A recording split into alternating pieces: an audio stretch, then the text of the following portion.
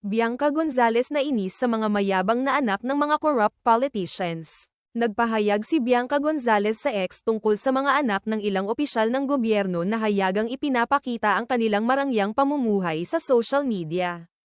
Ayon sa kanya, habang ordinaryong Pilipino ay nagdadalawang isip pang mag-post ng simpleng tagumpay dahil baka mapagsabihang, mayabang, ang mga anak ng politiko ay walang preno sa pagyayabang ng luho.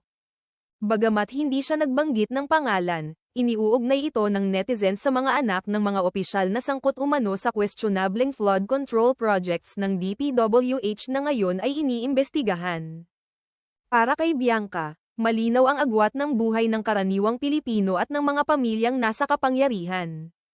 Sa kanyang pahayag, naging boses siya ng marami na nadidismaya sa kawalan ng hustisya at salantaran at walang pakundangang paglalantad ng yaman sa gitna ng kahirapan ng nakararami.